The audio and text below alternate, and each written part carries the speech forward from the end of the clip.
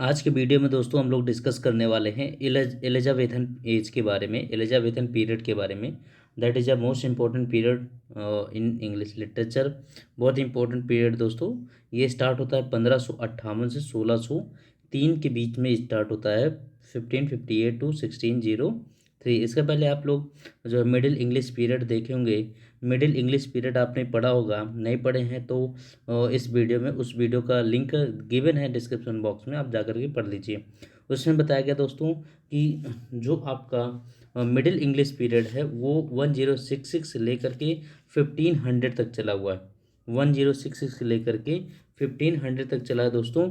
और 1066 की बात करेंगे तो ये आपका मिडिल इंग्लिश पीरियड जो 1066 में एक घटना घटित हुई थी जिसे आप लोग नोट किए थे। ज़रा आप बताएं वो घटना कौन सी थी। बताया गया आप लोगों को दोस्तों कौन सी घटना थी, है ना। तो वो नॉर्मन कंक्विस्ट था, याद है आप लोगों को। नॉर्मन कंक्विस्ट बताया गया था, NORMAN, नॉर्मन कंक्विस्ट था। और ये नॉर्मन कंक्विस्ट कब हुआ था आपको बताएगा कि 1066 में हुआ था, यानी कि 1066 में हुआ था। और किस पीरियड में हुआ था ये आपका मिडिल इंग्लिश पीरियड या एंग्लो नॉर्मन पीरियड में। अब देखो दोस्तों क्या होता है, धीरे धीरे लोग अपने कल्चर में आ रहे थे। जब ये नॉर्मल लोग, फ्रेंच लोग जब इंग्लिश पर रूल्स करने लगे तो धीरे धीरे चीज़ों को इस्टेब्लिश करने लगे और वहाँ के लोगों को प्रशिक्षित करना शुरू किए।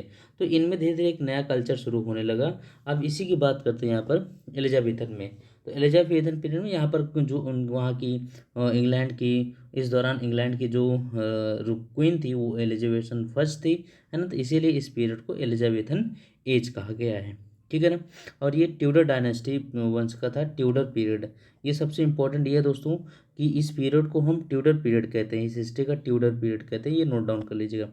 Elizabethan era is the epoch in the Tudor period. ध्यान रखना दोस्तों, ये पूछा जाता है कि एलिजाबेथन इरा जो है किस पीरियड से संबंधित था, तो ये ट्यूडर पीरियड से होगा।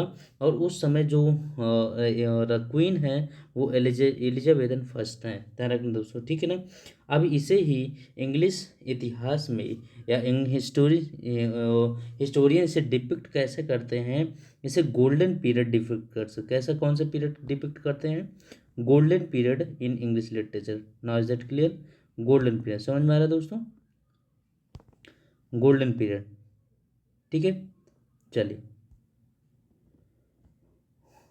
क्लियर, कोई दिक्कत नहीं, नहीं, ठीक है। आइए हम लोग बात करते हैं ये गोल्डन पीरियड, मैं यहाँ पर इसको अंडरलाइन कर दे रहा हूँ, गोल्डन पीरियड ये, ठीक है दोस्तों। During this era England experience peace and prosperity. मैंने कहा ना कि इस पीरियड में इंग्लैंड जो है पीस एंड प्रॉस्पर्टी और जो है एक्सपीरियंस कर रहा था, है ना। ऐसा एक्सपीरियंस कर लिया था कि पीस एंड प्रॉस्पर्टी, समृद्धता कैसे होता है। तो यहाँ पर आर्ट आर्ट जो है धीरे धीरे फ्लोरिश होने लगा। आर्ट जो है दोस्तों धीरे धीरे फ्लोरिश होने लगा। अब कैसा आर्ट फ्लोरिश होने लगा दोस्तों, कैसा आर्ट फ्लोरिश होने लगा, है ना। जैसे कि लोग जो है कुछ संगीत करना, जैसे कि पोएट्री करना, है ना। आपने देखा था कि जो है डार्क एज में, यानी कि 1050 से लेकर के 1066 में आपने देखा था कि बीवुल्फ जैसी एक जो है पोयम चल रही थी, है ना। तो यहाँ पर लोग क्या हो गए, धीरे धीरे ये प्रशिक्षित हो गए। जो फ्रांस से, नॉर्मन से जो लोग आए थे, नॉर्मंडी से, इनको जो है प्रशिक्षित करने लगे और साथ साथ यहाँ पर एक्सपीरियंस चलने लगा, यानी कि लोग धीरे धीरे समृद्ध होने लगे और यहाँ पर आर्ट जो है फ्लोरिश होने लगा। आर्ट जो है फ्लोरिश होने लगा, ठीक है ना दोस्तों। अब यहाँ पर इस ये पीरियड को क्वीन एलिजाबेथन पीरियड के शासन के दौरान कहा गया है। आइए आगे देखते हैं। Elizabethan age is considered to be the height of the English renaissance. ये बहुत यानी कि उच्च पीरियड के नाम से जाना भी जाता है, ये ध्यान रखना। इसमें इंग्लिश लिटरेचर, इंग्लिश पोएट्री बहुत फेमस हुई है। ध्यान रखना, इंग्लिश लिटरेचर या इंग्लिश पोएट्री इसमें बहुत फेमस हुई है। इंग्लिश पोएट्री की बात करें खासकर, ठीक है ना दोस्तों। तो इंग्लिश लिटरेचर में यानी कि साथ साथ इंग्लिश पोएट्री बहुत फेमस हुई। साहित्य तो चल ही रहा था, लेकिन लोग धीरे धीरे जो है पोएट्री करना बहुत कुछ सीख गए थे। This is perhaps most famous for its theatre and works of William Shakespeare. और ये ज़्यादातर जो है किस लिए फेमस था ये पीरियड, विलियम शेक्सपियर के वर्क्स के लिए बहुत ही फेमस था। तो ये ध्यान रखना दोस्तों, यहाँ पर विलियम शेक्सपियर इस पीरियड में बहुत ही फेमस थे। और इसे एक रिनाइसेंस थिएटर बिगन होता है यहाँ, यानी कि लोगों में पुनर्जागरण की जो थीम पैदा हो जाती है वो यहीं से शुरू हो जाता है। और एक रिनाइसेंस थिएटर शुरू किया जाता है जिसे रेड लायन के नाम से जाता है। रिनाइसेंस थिएटर किस नाम से बताया गया दोस्तों, ये रेड लायन के नाम से जाना जाता है ना। तो ध्यान रखना दोस्तों, the red lion theatre in which period, Elizabethan period. Elizabethan period start from 1558 to 1603। Now is that clear. अब ये थिएटर 1567 में बना, ठीक है ना दोस्तों, 1567 में बना, ये यहाँ पर नोट कर लीजिए। इंपॉर्टेंट फैक्टर्स बताते चल रहा हूँ, इसको आप नोट डाउन कर लीजिएगा, है ना। आगे हम करते हैं।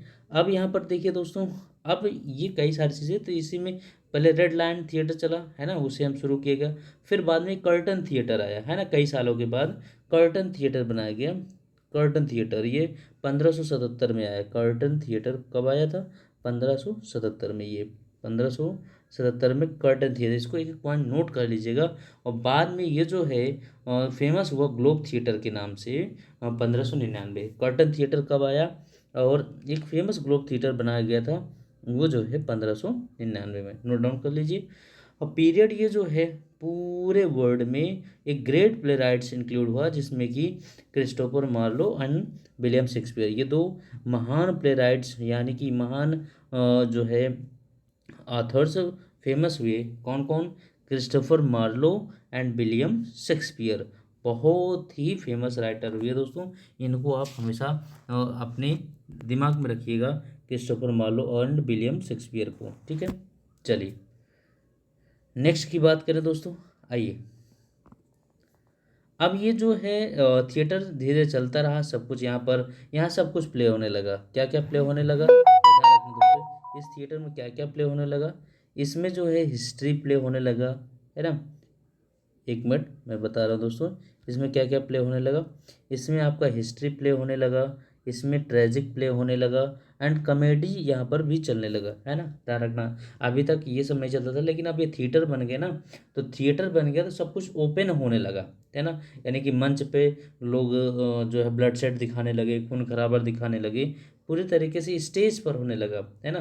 तो एक तरफ कहीं ना कहीं देखिए ये स्टेज चलने लगा, फिर आगे कहीं ना कहीं जो है कई मोमेंट भी चलेंगे, जिसमें क्रिश्चियनिटी को लेकर के, पोप को लेकर के, है ना। तो लोग इन वल्गरिटी को जो है कहेंगे कि नहीं, ये कल्चर को यानी कि मानव सभ्यता को नष्ट कर रहा है। ये सब बहुत सारे आगे क्वेश्चन उठेंगे। लेकिन अभी क्या चल रहा है दोस्तों, कि इस थिएटर में हिस्ट्री प्ले होने लगा है, ट्रेजिक चलने लगा है और कॉमेडी चलने लगा है ना। समझ में आया दोस्तों। अब यहाँ के जो major literature figure of this period हैं, लिटरेचर फिगर्स हैं, वो सर फिलिप सिडनी। ध्यान रखना दोस्तों, इनको आप नोट डाउन कर लीजिए कौन कौन है। सर फिलिप सिडनी है ना, सर फिलिप सिडनी, ठीक है। ठीक ठीक है, यहाँ तक बताया गया आपको। अब यहाँ पर आप नोट कर लीजिए, नोट यहाँ पर जो है सबसे इम्पोर्टेंट फैक्टर क्या है दिया गया है दोस्तों। इम्पोर्टेंट फैक्टर ये है कि जैसे एक स्टॉक एक्सचेंज की तरह से एक जो है आपका रॉयल एक्सचेंज बनाया गया। रॉयल एक्सचेंज कब बनाया गया, ये आप नोट डाउन कर लीजिए। रॉयल एक्सचेंज बनाया गया, इसको आप नोट डाउन कर लीजिए। रॉयल एक्सचेंज कब बनाया गया, the royal exchange, ROY, royal exchange, EXCHANG, ये एक आपका जैसे जो है एक स्टॉक एक्सचेंज होता है नहीं, जैसे निफ्टी का होता है ना, मार्केटिंग एरिया होता है, तो यहाँ पर स्थापित किया गया। ये फर्स्ट स्टॉक एक्सचेंज इंग्लैंड का था। वाज इस्टेब्लिश बाई, किसके द्वारा बनाया गया, थॉमस ग्रेसम। थॉमस नोट कर लीजिएगा, थॉमस ग्रेसम के द्वारा, थॉमस ग्रेसम के द्वारा इसे बनाया गया। थॉमस ग्रेसम कब बनाया गया, 1565 में बनाया गया। 1565 में बनाया गया, ये ध्यान रखें, 1565 में बनाया गया ये थॉमस ग्रेशम के द्वारा। नाउ इज दैट क्लियर, ठीक है ना। ये रॉयल एक्सचेंज है। अब क्या होता है कि queen Elizabeth was a Protestant and was constantly in danger of being assassinated. इस समय क्वीन एलिजाबेथ को खतरा था। खतरा क्यों था? क्योंकि जो कैथोलिक चर्च था वो जो है, जैसे कि आपने पढ़ा था, इस समय सोनेट चलने लगे, ट्रेजेडी, कॉमेडी, है ना, सब कुछ ब्लॉडसेट, सब थिएटर बन गए, सब कुछ ओपन सीन जो है पब्लिक के सामने पब्लिश हो रहा था। तो इसलिए जो कैथोलिक चर्च था वो पूरी तरीके से नाराज़ था। Catholic church does not wanted, है ना, टू डू दैट इज़, इस तरीके से नहीं चाहता कि किया जाए। और आगे क्या होता है कि कोचेस जो थे, यानी कि जो इन सब चीज़ चलाने वाले लोग थे, ये बहुत ही फेमस थे। कोचेस मतलब ये है जैसे कि लोग जो थिएटर चला रहे थे, सटायर चला रहे थे, है ना, ट्रेजेडी जो कर रहे थे, वो जो है फेमस हुए थे। अब धीरे धीरे क्या हुआ, इंग्लैंड में बहुत कुछ चेंज हुआ। वो नोबल्स लोग धनी हो गए, है ना, वो धनी हो गए, वेल्दी हो गए, है ना, उस समय। और क्या होता है, एक जो सबसे इम्पोर्टेंट फैक्ट ये है कि queen Elizabeth never married nor had children. ये कभी शादी नहीं की थी, ना ही इनके बच्चे थे। ही सी ऑलवेज सेड, वो हमेशा कहती थी, she was married to her country, वो हमेशा वो अपने कंट्री से शादी की है, वो किसी और के साथ शादी नहीं करेंगे। इसी दौरान दोस्तों एक युद्ध होता है, Anglo Spanish war. The Anglo, इसको नोट डाउन कर लीजिएगा, the Anglo Spanish war, the Anglo Spanish war, Anglo Spanish war होता है ना। अब ये एंग्लो स्पेनिश वॉर होता कब है? ये होता है आपका 1585 से लेकर के 1604, ये एंग्लो स्पेनिश वॉर होता है। इसमें होता क्या है कि लोग बीच बीच में कॉन्फ्लिक्ट चलने लगा किंगडम और स्पेन और इंग्लैंड के बीच। मैंने आपसे बताया ना कि जैसे जो कैथोलिक जो चर्च था उसी को लेकर के इस समय इंग्लैंड स्पेन जो है आक्रमण कर रहा था इंग्लैंड पर, तो इनके बीच में हुआ। हालांकि क्वीन एलिजाबेथ थी, है ना, और वो अपनी नेवी सेना को बहुत अच्छे से स्ट्रॉन्ग, उस समय वायु सेना तो रहती नहीं थी दोस्तों, तो नेवी सेना को बहुत ही स्ट्रॉन्ग करके रखी थी। और बाद में वो जो स्पेनिश आर्मडा युद्ध होता है जो है इंग्लैंड और स्पेन के बीच में 1558 में आर्मडा युद्ध होता है इस स्पेनिश आर्मी, उसमें स्पेन को डिफीट होना पड़ता है क्योंकि नेवी सेना एलिजाबेथन की बहुत ही स्ट्रॉन्ग रहती है, इसलिए उन्हें पराजित होना पड़ता है। ठीक है ना, यहाँ तक बात समझ में आ गई, क्लियर, कोई दिक्कत? अब हम आते हैं, थोड़ा सा आपको बताते हैं कि इसमें जो थॉमस वॉट हैं, आप नोट कर लीजिएगा दोस्तों, जो थॉमस वॉट है ना, जो थॉमस वॉट है उन्हें फादर ऑफ इंग्लिश सोनेट कहा जाता है। जो थॉमस वॉट है, नोट कर लीजिएगा, मैं यहाँ लिखा दे रहा हूँ दोस्तों,